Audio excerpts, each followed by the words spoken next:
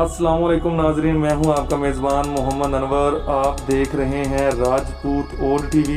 नाजरीन, आज का जो टॉपिक है वो है पाकिस्तान में आने वाली राजपूत ओल्ड बरादरी, वो मुसलमान किस तरीके से हुई, कैसे हुई। तो नाजरीन, बात शुरू करने से पहले हमारा यूट्यूब चैनल सब्सक्राइब करें और बेल आइकन को ज़रूर प्रेस कर दीजिएगा ताकि इस कौम के मतलब तमाम नई आने वाली वीडियोज़ आपको जल्द मसूल हों।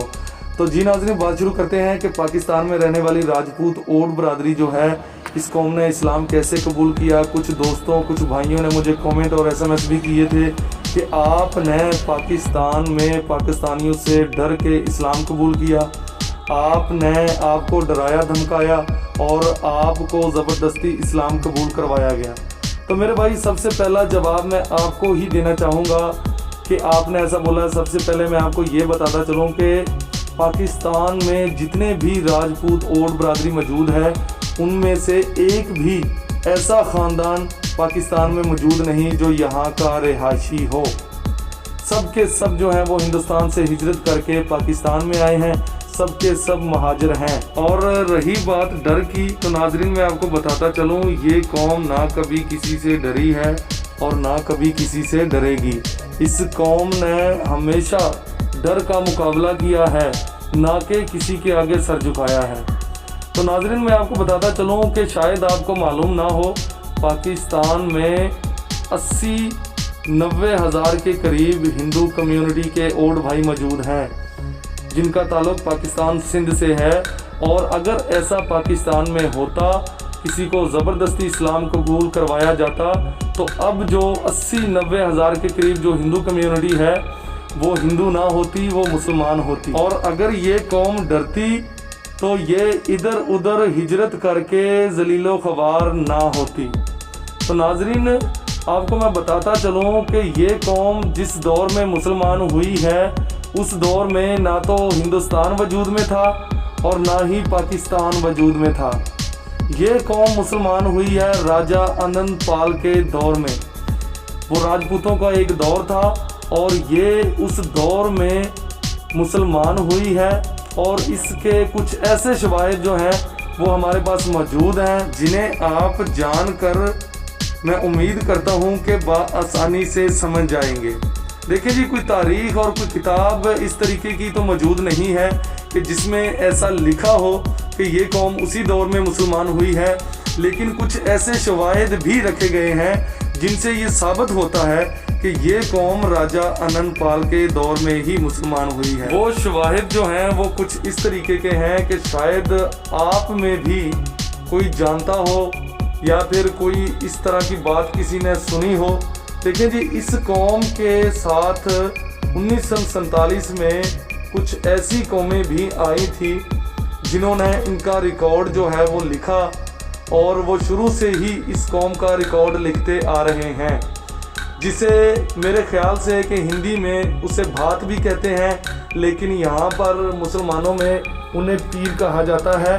और वो वहाँ से लेकर यहाँ तक सबकी जो है वो स्टोरी लिखते आए हैं कि कौन किसका बेटा है और कहाँ से आया है और किस किस जगह पर रहा है। तो उस किताब के मुताबिक ये पूरे प्रूफ से साबित होते हैं कि ये कौम राजा आनंद पाल के दौर में जो है वो मुसलमान हुई है। और उस किताब में ऐसा लिखा है, उसमें 6 से 7 नाम जो हैं वो मुसलमानों वाले मिल रहे हैं।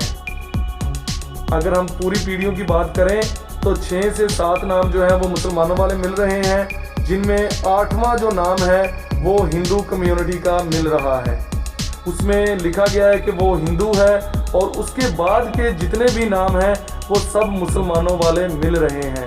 तो नाज़रीन, अगर हम थोड़ा सा इस बात का जायज़ा लें कि ये अगर 7 नाम हैं तो ये हमें कहाँ तक लेकर जाते हैं, तो आप भी थोड़ा सा अगर अपने ज़हन से गौर करेंगे तो आपको यकीनन जो है वो समझने में आसानी हो जाएगी।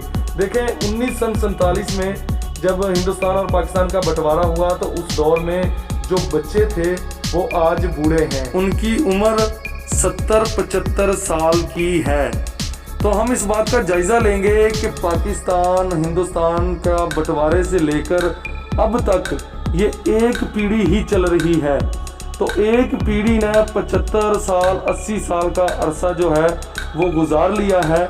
अगर हम इससे पीछे जाएं तो फिर अंग्रेज़ों की सल्तनत थी, तो अंग्रेज़ों ने बर्रे सगीर पर हुकूमत की थी 100 साल। तो 100 साल में भी एक ही पीढ़ी गुजरी होगी। अगर हम ज़्यादा बात करेंगे तो 2 कंप्लीट नहीं होती हैं। तो उससे पहले थी जो हुकूमत वो थी मुग़लों की। तो अगर हम मुग़लों को देखें तो उनकी 1 सदी, 2 सदियाँ, 3 सदियाँ होंगी। उससे पहले जाएं तो उससे पहले थे महाराष्ट्र से पहले जाएं तो राजपूत थे।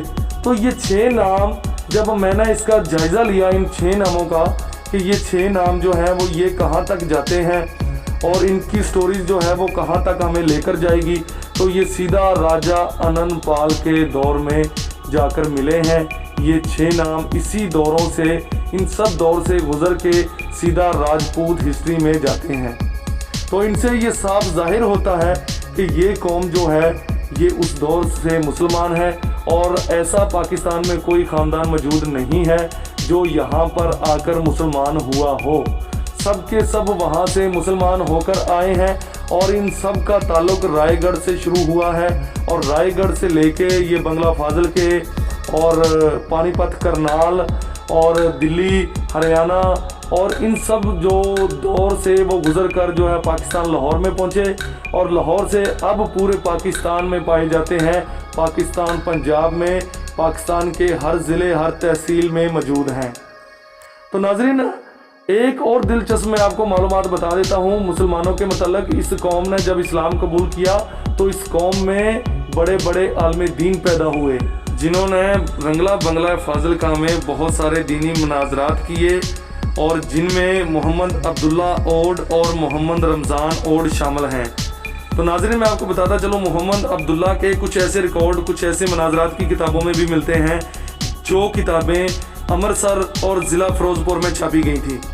और नाज़रीन, मैं आपको बात बताता चलूँ कि उसी दौर में इस कौम ने जमातुल अहले हदीस में अपना कदम रखा और तहरीकुल मुजाहिदीन में ये लोग शामिल हुए और इस कौम ने उनको अपने साथ में रखा और मजबूत किया और उसकी पैरवी भी की और इस्लाम पर इस तरीके से मजबूत रहे।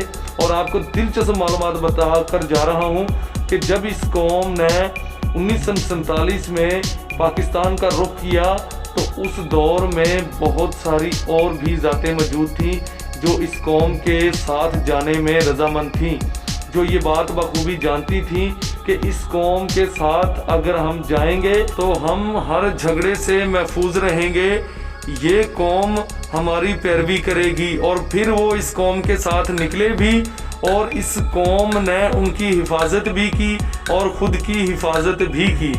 तो नाज़रीन, ये थी इनकी पूरी तारीख़ और मुसलमान ओड बरादरी की तारीख़ जो रखने वाले हैं वो मोहम्मद अब्दुल्ला ही हैं। तो नेक्स्ट वीडियो में इंशाल्लाह मैं आपको बताऊंगा कि मोहम्मद अब्दुल्ला ओड ज़ात में कौन सी ज़ात से उनका ताल्लुक़ था और इस वक्त उनका ख़ानदान कहाँ पर मौजूद है और किस हाल में मौजूद है। तो इंशाल्लाह मिलते हैं आपको नेक्स्ट वीडियो में। फ़िलहाल इतना ही। अल्लाह हाफिज़।